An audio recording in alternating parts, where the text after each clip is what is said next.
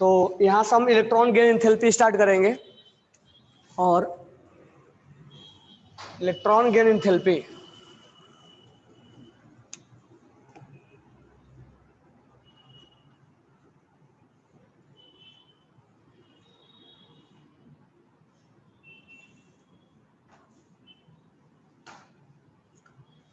Electron gain enthalpy, ठीक है। अब इलेक्ट्रॉन गेन एंथैल्पी में हम एक्सेप्शन का रीजन देखेंगे, ठीक है। तो पहला हमारा रीजन ये होगा कि ओ से, क्वेश्चन ये है ओ से ओ माइनस जाने में, यानी इलेक्ट्रॉन एफिनिटी 1 क्या होता है, एक्सोथर्मिक, और यहां से यहां क्या होता है, E A2 क्या होता है, एंडोथर्मिक। ये क्वेश्चन IIT में ऑलरेडी आ चुका है। क्वेश्चन ये है कि व्हाई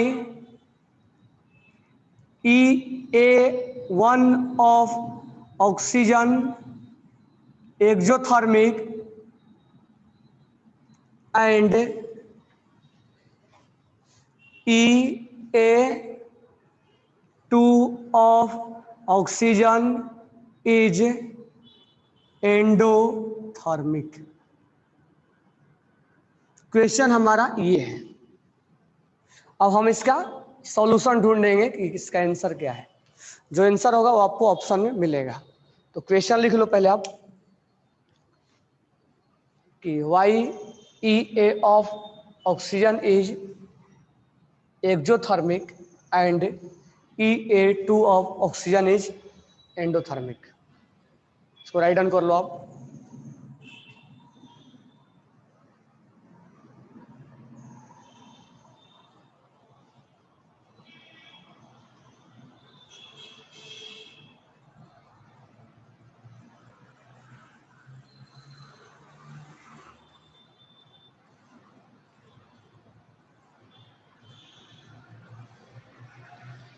लिख लिए।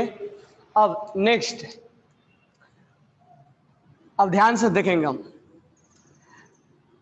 ऑक्सीजन के आउटर सेल में कितने इलेक्ट्रॉन होते हैं, 6। जब ये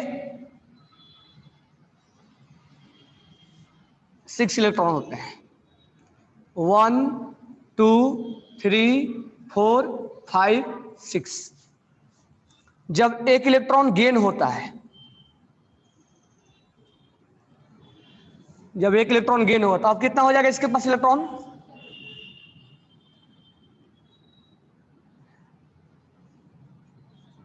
अब होता है क्या, एक इलेक्ट्रॉन एक्स्ट्रा जब गेन होता है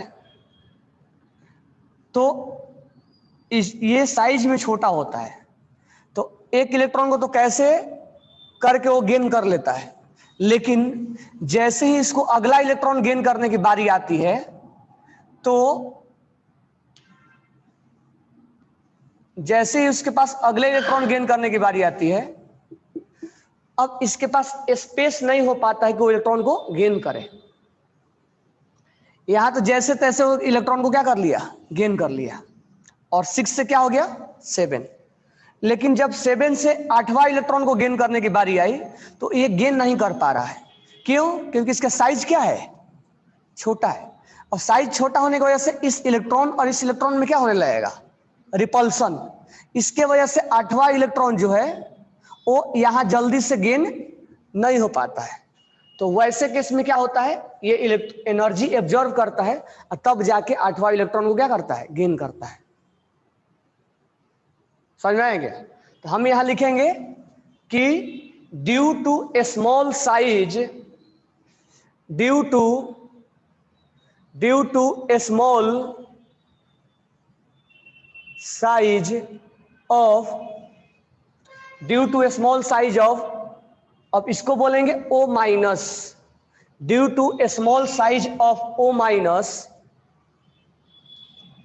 due to a small size of O minus, more electron repulsion, more electron repulsion develop due to a small size of oxygen. More electron repulsion develop. Electron क्या किसमें? इलेक्ट्रॉन में attraction होगा। Electron minus में attraction होता है, minus. हाँ, electron proton में attraction, electron और प्रोटॉन में। प्रोटॉन कहाँ रहता है? न्यूक्लियस में। तो वो तो अट्रैक्ट करेगा ही ना, लेकिन ये रिपल्सन होने की वजह से उसका अट्रैक्शन क्या हो गया? कम हो गया, वो अट्रैक्ट नहीं कर पा रहा है। तो due to a small size of O minus more electron repulsion develop. तो इस इलेक्ट्रॉन्स को ये अट्रैक्ट करने में अब क्या हो जाएगा? थोड़ा वीक हो जाएगा, अब अच्छे से अट्रैक्ट नहीं कर पाएगा। तब हम क्या करेंगे? इसको एनर्जी सप्लाई करेंगे। Then we supply energy to gain the electron.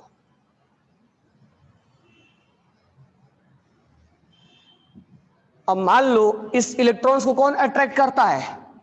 ये प्रोटॉन करता है। तो इसने प्रोटॉन अट्रैक्ट कर लिया, लेकिन अब इसके पास कितने इलेक्ट्रॉन हो गए? 7।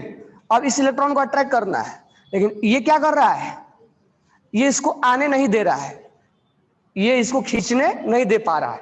अगर देता तो एनर्जी सप्लाई करना कोई जरूरत नहीं पड़ता, लेकिन ये रिपल्सन क्रिएट कर रहा है। और रिपल्सन किधर हो रहा है? Opposite side. रिपल्सन किधर हो रहा है? अब ये चाह रहा है खींचना, लेकिन ये रिपल्सन आने नहीं दे रहा है। तो उसको ओवरकम करने के लिए हम क्या करते हैं? एनर्जी सप्लाई कर देते हैं। जब सप्लाई करते हैं तो ये इसको आसानी से क्या कर लेता है? अट्रैक्ट कर लेता है। तो ये आपसे क्वेश्चन में पूछा जाएगा कि ये एंडोथर्मिक क्यों होता है? तो इसका जवाब यही है कि इसका साइज छोटा होता है, और जो एक एक्स्ट्रा इलेक्ट्रॉन आया due to extra electron of 7वां इलेक्ट्रॉन जो है ना, वो एक्स्ट्रा इलेक्ट्रॉन है।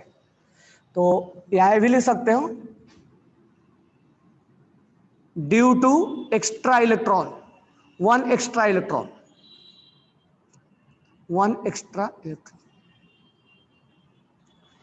यानी पहले से तो इसके पास 6 थे ना, तो माइनस से माइनस में रिपल्सन होता है, लेकिन रिपल्सन का वैल्यू क्या हो जाता है? मिनिमाइज रहता है, अट्रैक्शन ज्यादा रहता है। लेकिन एक एक्स्ट्रा इलेक्ट्रॉन के आने की वजह से रिपल्सन क्या हो गया? बढ़ गया। तो उस रिपल्सन को ओवरकम करने के लिए क्या दिया जाता है? एनर्जी। तब जाके उस इलेक्ट्रॉन को क्या कर लेता है? ये अट्रैक्ट कर लेता है। तो due to a small size of O minus more electron repulsion develop due to extra electron, then we supply energy to gain the electron. तब हम एनर्जी सप्लाई करते हैं।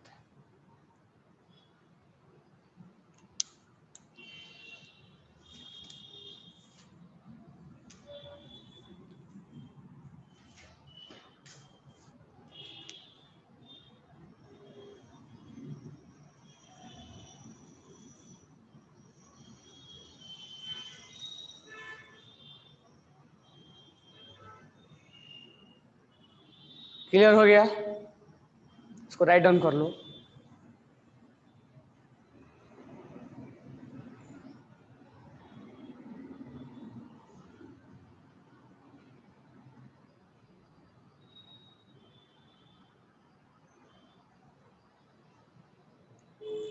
कोई डाउट किसी को? क्लोरीन के पास सबसे हाईएस्ट क्लोरीन के पास होता है ना। किंग कौन है? क्लोरीन। तो chlorine has more electron affinity than fluorine. किसका होना चाहिए था, लेकिन इसका होता है। देखो अब क्यों। फ्लोरीन एक्चुअली में क्या है? साइज कम है इसका। फ्लोरीन के पास साइज कम होता है, और क्लोरीन जो होता है उसके पास साइज क्या है, साइज थोड़ा बड़ा है इसका।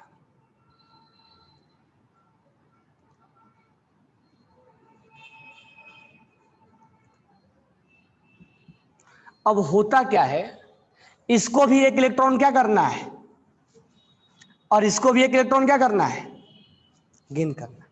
अब ये साइज छोटा होने के वजह से ये आपस में बातें कर रहे हैं कि हमारे बीच में क्या है, रिपल्सन है। अगर एक और हमारे जैसा और आ जाए, जैसे मान लो हम एक हमारे लिए स्टडी रूम है या हम रूम लेकर पढ़ रहे हैं और उसमें हम 3 लोग पहले से है और एक और आने वाला है, तो हम पहले से 3 है तो हमारे 3 में एडजस्टमेंट करके हम रह रहे हैं। क्या जो चौथा आएगा वो रह पाएगा इसमें? नहीं, इसमें क्या हो जाएगा, क्रांति मच जाएगी, झगड़े हो जाएंगे, हो जाएगा नहीं हो जाएगा, रिपल्सन हो जाएगा। वही काम ये यहां भी होगा। एक ये छोटे साइज में, और छोटा साइज होने की वजह से ये इलेक्ट्रॉन इलेक्ट्रॉन क्या है, पास पास है, तो इसमें क्या होगा, रिपल्सन होगा। जब एक और एक्स्ट्रा आना चाहेगा तो क्या बोलेगा, हम नहीं आने देंगे, हम नहीं आने देंगे, क्योंकि हमारे बीच में क्या हो जाएगा, रिपल्सन हो जाएगा। और इसको लाना जरूरी भी है क्योंकि इसका ऑक्टेट कंप्लीट करना है ना। तो ये बोलेगा कि ला तो सकते हो लेकिन हम एनर्जी कम रिलीज करेंगे, हम एनर्जी कम रिलीज। जबकि क्लोरीन बोलेगा कि हमारा साइज ज्यादा है। अब मान लो हम जिस रूम में रहते हो ऑलरेडी पहले से बड़ा है, तो अगर चौथा आ भी जाता है तो कोई फर्क हमें नहीं पड़ता है। तो क्लोरीन के साथ वही हो रहा है, क्लोरीन का साइज ज्यादा है, तो अगर ये एक्स्ट्रा इलेक्ट्रॉन आ भी जा रहा है तो इनमें उतना रिपल्सन नहीं होगा। तो इसमें जब रिपल्सन नहीं होगा तो ये एनर्जी क्या करेगा, ज्यादा रिलीज करेगा। ये ज्यादा क्यों नहीं कर रहा है, क्योंकि रिपल्सन को मिनिमाइज करने में वो एनर्जी यूज कर ले रहा है। ये फ्लोरीन ज्यादा लूज करना चाहिए ना, लूज करता भी है, लेकिन उस एनर्जी का यूज कहां कर ले रहा है, ये जो उनके बीच में झगड़े हो गए उसको मिनिमाइज करने में, इसीलिए ज्यादा एनर्जी रिलीज नहीं कर पा रहा है। तो हम लिखेंगे, क्या लिखेंगे, due to a small size of fluorine, due to a small size of fluorine more repulsion will develop. Due to a small size of fluorine more repulsion will develop. किसके बीच में, बिटवीन इलेक्ट्रॉन एंड इलेक्ट्रॉन। इससे क्या होगा, to overcome repulsion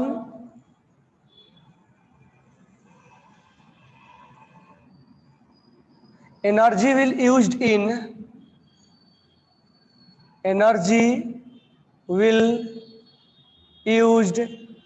in to overcome the repulsion. यानी repulsion को minimise करने में उस एनर्जी का क्या हो जाता है, यूज हो जाता है। इसीलिए जितना रिलीज करना चाहिए था उतना रिलीज नहीं कर पाता। जबकि क्लोरीन के अंदर क्या होता है, फ्लोरीन क्या है, क्लोरीन के अंदर क्या होगा, due to larger size of fluorine less repulsion will develop between electron and electron, इसलिए मोर एनर्जी विल रिलीज्ड। ये ज्यादा करना चाहिए था, लेकिन उसका एनर्जी यूज कहाँ हो जा रहा है? रिपल्सन को ओवरकम करने में। और ये यहाँ तो ओवरकम करना नहीं है, इसलिए एनर्जी क्या हो रहा है? ज्यादा रिलीज हो रहा है। क्लियर हो गया दोनों point? Have you any doubt? तो हम ये बोल सकते हैं कि इनर्ट गैस है जीरो और पॉजिटिव इलेक्ट्रॉन एंथैल्पी, क्योंकि इसका स्टेबल कॉन्फ़िगरेशन है, या फुल फ्रीड है, या ऑक्टेट कंप्लीट है। नाइट्रोजन का पहला इलेक्ट्रॉन एंथैल्पी ही पॉजिटिव होता है, ऐसा क्यों? तो nitrogen has half filled configuration. Nitrogen है हाफ फील्ड कॉन्फ़िगरेशन।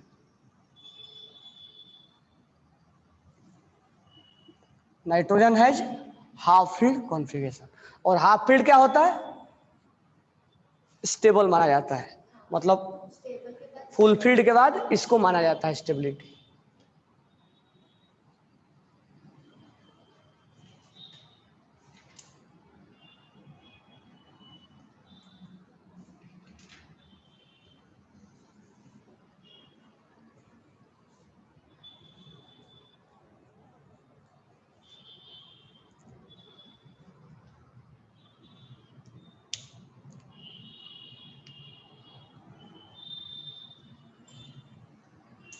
कोई डाउट?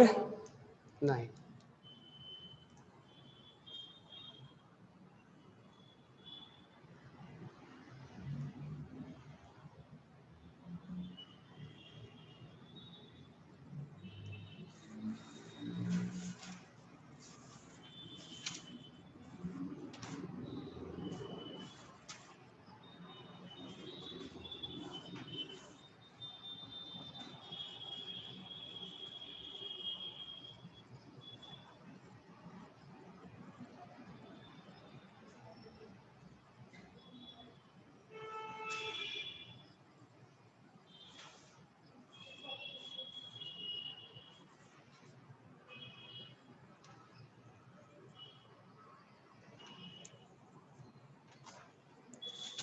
चलो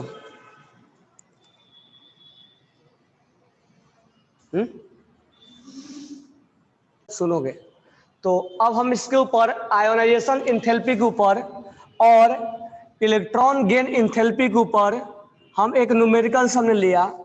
हमने बोला इलेक्ट्रॉन्स, अगर सोडियम एक इलेक्ट्रॉन लूज किया तो सोडियम प्लस बना, और इस केस में आयोनाइजेशन एंथैल्पी 20 किलो जूल है। क्लोरीन उस इलेक्ट्रॉन को गेन कर लिया, Cl माइनस बना, और इलेक्ट्रॉन एफिनिटी जो है -30 किलो जूल है। इसने लूज किया, इसने गेन किया। इस दौरान उसने इतना एनर्जी एब्जॉर्ब हुआ, दिस वन इज एंडोथर्मिक। और यहां पर माइनस लिखा हुआ है, तो दिस वन इज एक्सोथर्मिक। अब इसने क्वेश्चन में बोला है कि डेल्टा एच निकालो, इसका वैल्यू निकालो कितना होगा। तो अब नॉर्मल तरीके से सोचो, ऐसे मान लो हमने किसी आदमी से 50 रुपए उधार लिया और 20 रुपए हमने किसी दूसरे को दान में दे दिया, तो हमारे पास पैसा क्या है? कितना है? 30 रुपया है, बचा हुआ है ना। अब मान लो हमने 50 रुपया उधार लिया और 60 रुपया हमने दूसरे को डोनेट कर दिया, तो हमारे पास कितना हो गया? 50। पहले से मतलब मेरे पास था, ऐसा नहीं कि पहले से कंगाल था, मतलब पहले से मेरे पास पैसा था। हमने 50 रुपया दूसरे से उधार लिया और 60 रुपीज डोनेट कर दिया, तो मेरे पास से कितना पैसा चला गया? एक्स्ट्रा 10 रुपया चला गया, क्योंकि 50 रुपया लिया था और 60 रुपया डोनेट, तो मेरे घाटा गया, फायदा हुआ? घाटे गए ना, लॉस हुआ ना। लॉस हुआ कि नहीं हुआ? लॉस हुआ ना। तो वही सेम चीज है, एनर्जी देना एनर्जी देना मतलब पैसा उधार दिया जा रहा है, और रिलीज करना मतलब डोनेट करना। तो इस दौरान तुम्हें दोनों कैलकुलेशन जब तुम किए तो दोनों क्या किए थे, ऐड किए थे। अच्छा 50 रुपये हमने उधार लिए थे और 60 रुपये हमने डोनेट कर दिया, तो तुम साइन के साथ पुट किए थे ना, 50 माइनस 60, तब -10 आया था, यानी साइन के साथ बात कर रहे थे तुम, विदाउट साइन तुम बात नहीं कर रहे थे। अब वही काम यहाँ करना है। तो जो इस लेन देन का कैलकुलेशन किया जाता है वो कौन करता है, डेल्टा एच। तो डेल्टा एच क्या लिख देंगे, अब इस दौरान इसने energy IE1 plus electron affinity 1। अब जब इसको यहां से यहां कन्वर्ट हुआ होगा तो 20 जूल एनर्जी क्या किया होगा, एब्जॉर्ब, और यहां से यहां जब कन्वर्ट किया होगा तो क्या किया होगा, रिलीज किया होगा। साइन के साथ वैल्यू पुट करेंगे, यहां साइन के साथ वैल्यू पुट करेंगे, कुल मिला के आंसर क्या होगा, यानी इस दोनों प्रोसेस को होने में कितना जूल एनर्जी रिलीज हुआ होगा। माइनस का मतलब क्या होता है, रिलीज होना, तो हम बोल देंगे कि 10 किलो जूल एनर्जी क्या हुआ है, रिलीज हुआ है। रिलीज वर्ड आते ही माइनस हट गया है, क्योंकि माइनस क्या इंडिकेट करता है, माइनस केवल इस बात को इंडिकेट करता है कि लूज हुआ है या गेन हुआ है। तो माइनस जब बता दिया कि रिलीज हुआ है तो फिर हम माइनस लिखने की कोई जरूरत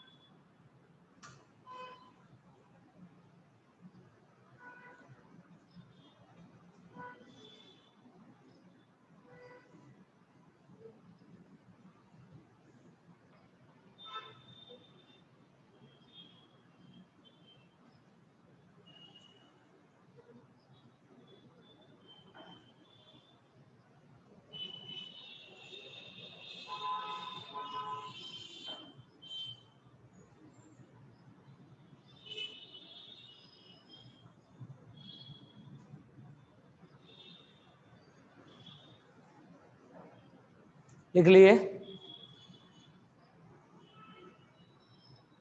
समझ में आ गया। अब ध्यान देना, अब यहां लिखा हुआ पर मोल, अब मैं मोल का अब दूसरा न्यूमेरिकल बताते हैं। मोल का मीनिंग क्या होगा,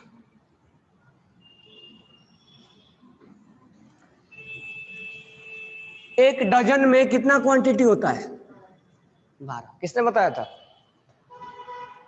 एक डजन में कितने क्वांटिटी होता है, एक डजन में 12 क्वांटिटी होता है ना। ये एक मेजरमेंट का तरीका मान लिया गया है, चाहे इंडिया में हो, चाहे अमेरिका में हो, चाहे चाइना में हो, 12 ही रहेगा ना, या वहां ज्यादा डेवलप कम हो जाएगा। तो केमिस्ट्री के अंदर जो एटम होते हैं या मॉलिक्यूल्स होते हैं, पार्टिकल्स को काउंट किया गया, और काउंट करने के बाद इसको, जैसे एक डजन का इसका कोई रीजन नहीं है, वैसा भी इसका भी कोई रीजन नहीं होगा। तुम सबने बोल दिया कि 1 डजन में 12 होता, हम उसी को मान लिए। ये थोड़े बोलने जाएंगे कि 1 डजन 12 ही क्यों होता है, बोलोगे क्या, नहीं ना, मान लेते हो ना। तो ऐसे ही बहुत सारी चीजें क्या करना है, हमें मान लेना है। ये नहीं कि किसी दूसरे से लड़ते चले जाओ कि 1 डजन में 12 तुमने क्यों बनाए। 1 डजन में 12 किसने बोला वो मालूम भी नहीं है, लेकिन हमने मान लिया उस चीज को। तो हमें यहाँ भी अगर केमिस्ट्री के अंदर अगर पार्टिकल्स की संख्या 6.023 इंटू 10⁻23 पार्टिकल्स होगा, और ये पार्टिकल्स क्या हो सकते हैं, electron, proton, neutron, atom, molecules, कुछ भी हो सकता है, तो उसको 1 मोल बोला जाता है। यानी अब इसका कोई लॉजिक नहीं है, इसका कोई लॉजिक नहीं, तो यहां पर 12 क्वांटिटी बोल दिया जाता है। तो केमिस्ट्री के अंदर इस नंबर को, इतने पार्टिकल्स की संख्या को हम 1 मोल बोल दिया था। तो लिख लो, और इसको बोलते हैं एवोगाड्रो नंबर। क्या बोलते हैं इसको? एवोगाड्रो नंबर, क्योंकि एवोगाड्रो साइंटिस्ट का नाम है, और एवोगाड्रो नंबर को Na से रिप्रेजेंट किया जाता है। यानी 1 mole equal to 1 Na equal to 6.023 into 10⁻23 particles. और इस पार्टिकल्स को इलेक्ट्रॉन, प्रोटॉन, न्यूट्रॉन जो भी बोलना है हम बोल सकते हैं। यस और नो? कोई डाउट किसी को? अब ये यहां पर इसलिए पढ़ा रहा हूं क्योंकि ये चैप्टर हमें फिजिकल का है। यहां पर जब न्यूमेरिकल आएगा तो चीजें इससे रिलेट करना है।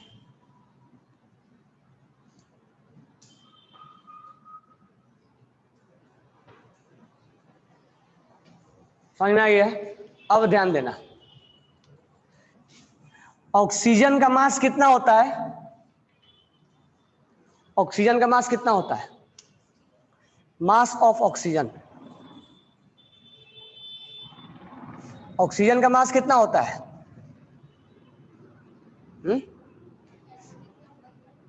एटॉमिक मास कितना होता है? ऑक्सीजन का एटॉमिक मास कितना होगा? एटॉमिक मास ऑफ ऑक्सीजन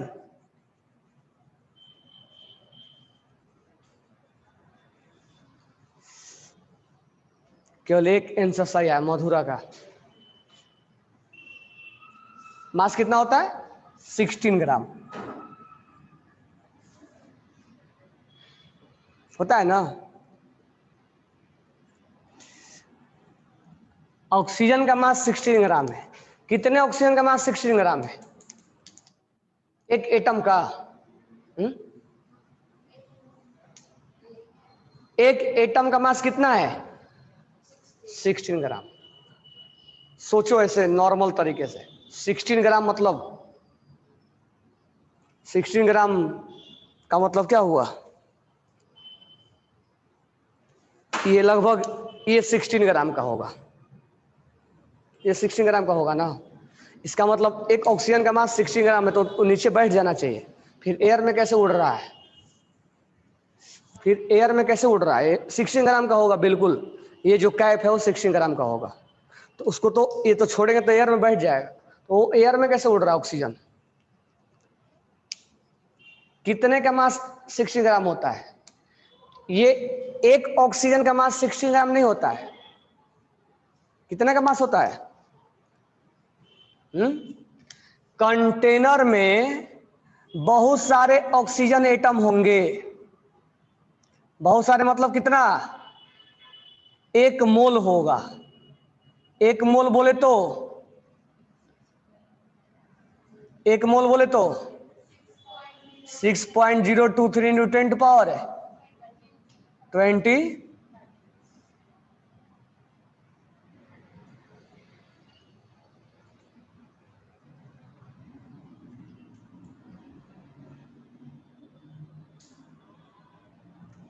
1 मोल बोले तो 6.023 इंटू 10⁻23 इतना ऑक्सीजन एटम थे। इतना कंटेनर में क्या था?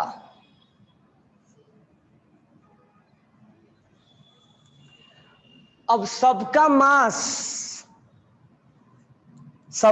कैलकुलेट किया गया, तब आया 16 ग्राम। यानी 16 ग्राम बोले तो 1 मोल ऑक्सीजन एटम का मास है। 1 मोल ऑक्सीजन एटम का मास कितना है? या इतना एटम का मास कितना है? एक का मत बोल देना, समझ में आ गया?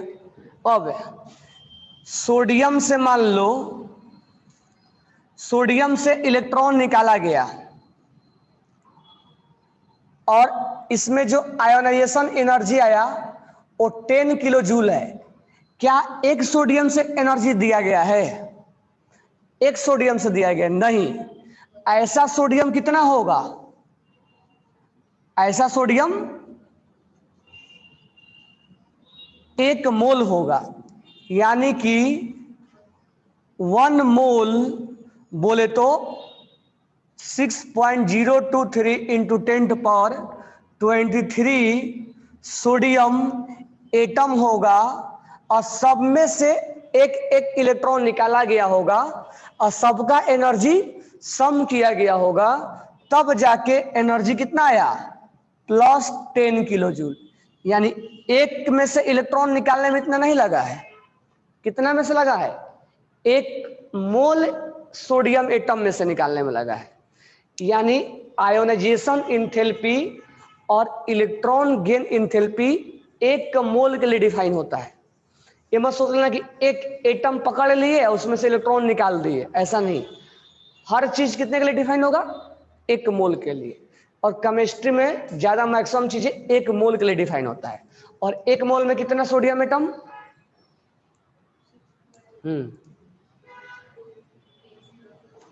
राइट डाउन कर लो। ये समझ में आया मैंने क्या बोला? तो ऑक्सीजन का 16 ग्राम मास होता है। एक ऑक्सीजन का मास समझ लेना। कितने ऑक्सीजन का मास है? 1 मोल का मास।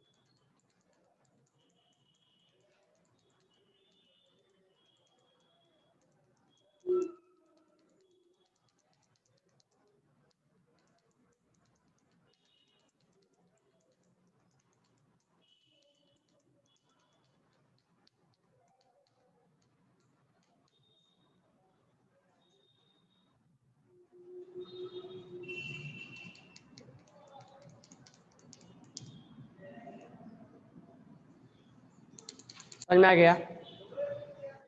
चलो कल इसके ऊपर न्यूमेरिकल्स कल कराएंगे हम। Okay, thanks to all.